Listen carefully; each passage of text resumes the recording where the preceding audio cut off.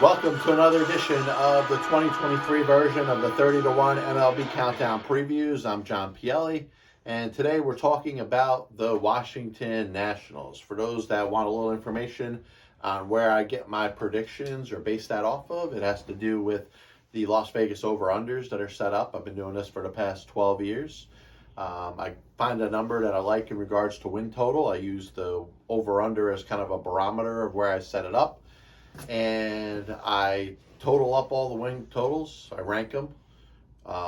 Most is going to be ranked number 1. The least is going to be ranked number 30. And then I do team previews of each team starting with number 30. 30 being the worst, 1 being the best. Today we're talking, like I said, about the Washington Nationals, the World Series champions in 2019. They also, in Washington, a different franchise, a franchise that is now known as the Texas Rangers. As the Minnesota Twins, won the World Series in 1924, went back to the World Series in 1925. So a little bit of information there. The Nationals, since their World Series championship in 2019, have been going through a little bit of a rebuild and are in a spot right now where they're looking at a lot of good young players. They traded Juan Soto last year, which shocked a lot of people. But they got some really good prospects back. Shortstop C.J. Abrams, a couple outfielders that I'm going to talk a little bit about when it comes to the prospect section. One veteran that's still on his team is Patrick Corbin, who went out there, did a terrible job last year. Really not his best work. But what I like about the Nationals, they say, hey, he's under contract, he's healthy. We're going to run you out there and have you make your 30, 31 starts. And he did that. He was 6-19 with a 6.31 ERA.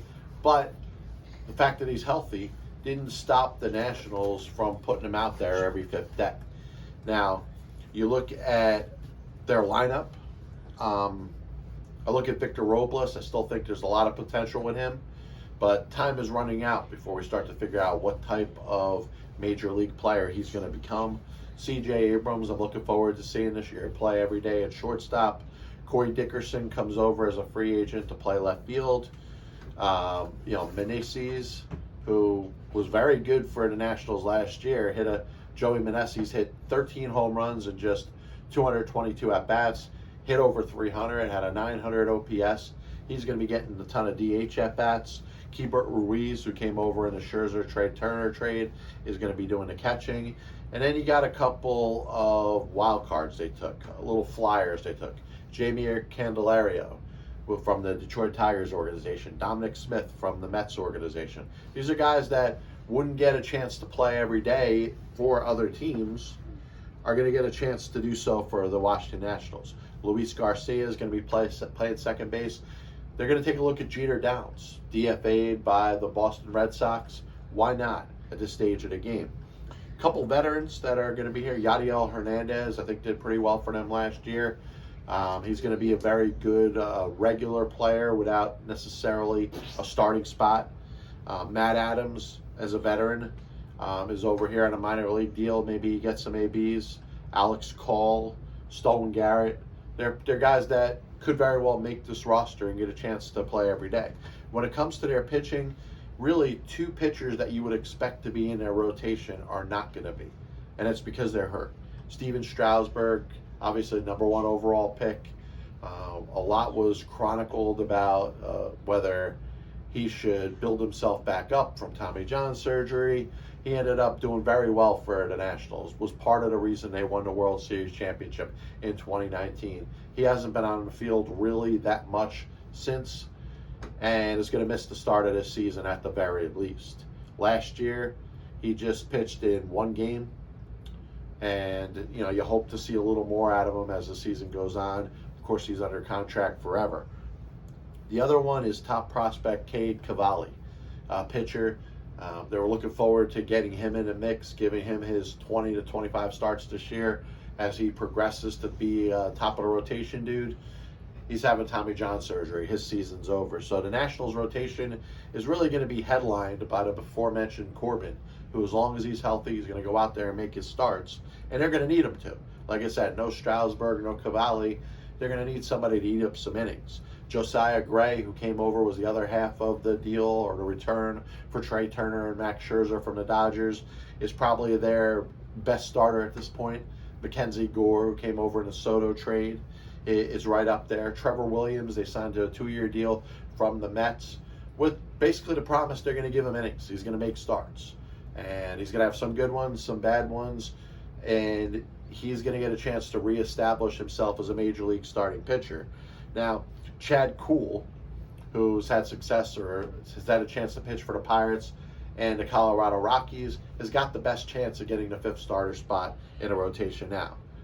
Tanner Rainey, Carl Edwards, Hunter Harvey, Kyle Finnegan. There's a Brandon Finnegan that was a major league pitcher, but Kyle Finnegan probably all get the best chance to get top of the bullpen type of innings for the Nationals. Alex Colomé, former major league closer with a couple teams, is in on a minor league deal. So is Anthony Banda, Washington Nationals favorite Sean Doolittle, and Willie Peralta, who pitched pretty well for the Tigers in a limited action last year, may get a chance to get some starts. Like I said, you're talking about a team that doesn't have a ton of starting pitching and was counting on Steven Strasburg and Cade Cavalli. Now, they're not going to have either one of them for the foreseeable future. Cavalli out for the year with Tommy John surgery. Now, in regards to their top prospects, there is a lot to be excited about. James Wood and Bobby Batts, Robert Hassel, they're gonna be expected to be corner outfield bats and the future of this franchise. Is the future now or is the future 2024? I'm sure if the Nationals could find some at bats at the major league level for both of these guys, they'll get them. But look to the future of being Wood and Hassel, as well as Elijah Green, who was their 2022 first-round draft pick, number 5 overall, probably a year or two away. But it looks like you're going to have some very good hitting outfielders for the Washington Nationals in the future. Brady House was a 2021 first-round draft pick, number 11 overall, another outfielder, and of course Cavalli, who I've spoken about before. I'd love to be more optimistic for the Nationals when it comes to the season. I could see them improving a little bit. They lost 107 games last year. I think they could be a little more feisty, win a couple more games against, let's say, teams that are expecting them to roll over. I think they're going to have a little more fight in them under Davey Martinez. I think the addition of guys like Candelario and Smith and Meneses getting a chance for a full season, Corey Dickerson, I think they're going to have a little more pride. But it's only going to go so far. I got them 62-100, last place in the National League Eastern Division. If you're interested in any of my content, you can check me out. I host a Passball show, which I've done for the last 12 years or so. You can check it out on Spotify, Apple Music, Amazon Music, and of course videos on YouTube. God bless you, and as always, I'll see you on the other side.